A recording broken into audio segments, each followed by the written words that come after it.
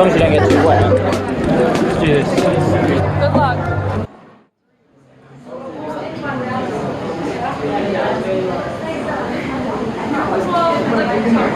It's all come down to this one debate.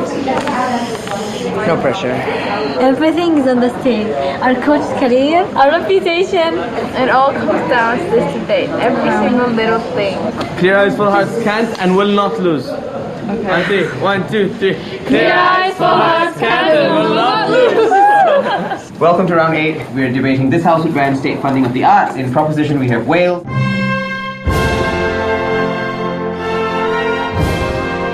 I'm not going to start with an awkwardly, flowery, somewhat arty entrance to my debate today, because as I know, this would be subjective, and you all may have different opinions on how this flowery start would be taken down. And this is what we're going to show you today, how arts are subjective, and for this very reason, they should not be having this state funding. Arts which people truly want to see are privately funded, because certain people want to see them, and these certain people are willing to pay for them. Ladies and gentlemen, I am going to have an arty opening today.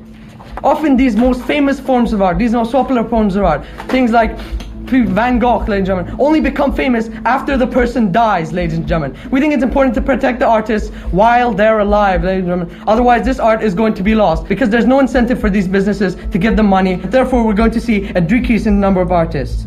Different things are important to different people. If I'm about to sneeze, I'd rather have a tissue in my hand than a Picasso painting. I think most people would agree.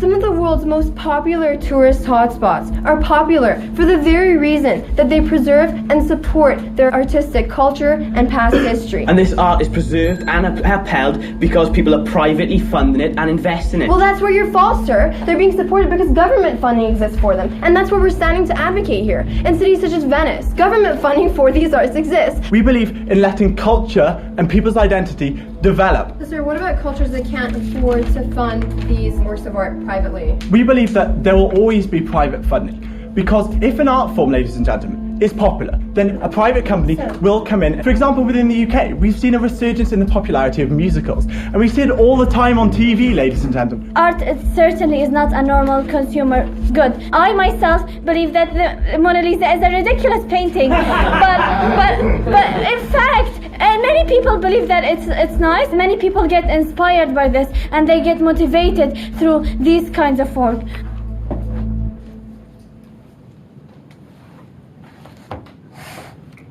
Ladies and gentlemen, a box of Kleenex may be handy when I sneeze, but it's not going to represent my national identity. And it's not going to represent my history, ladies and gentlemen, of where I come from, of who I am, ladies and gentlemen. And that's what we think the arts do.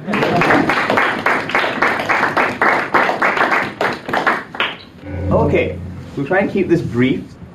Wales set up certain grounds for this debate, talking about art being mostly a consumer good, and we thought that there were two things Qatar needed to do.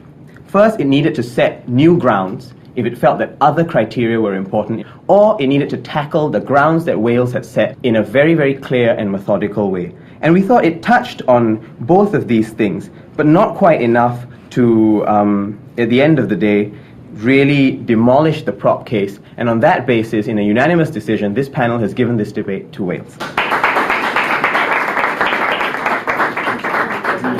Thank you. Congratulations.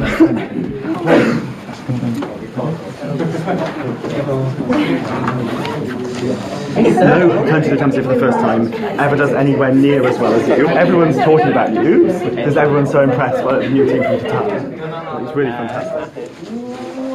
We'll wait for them to go and then we'll...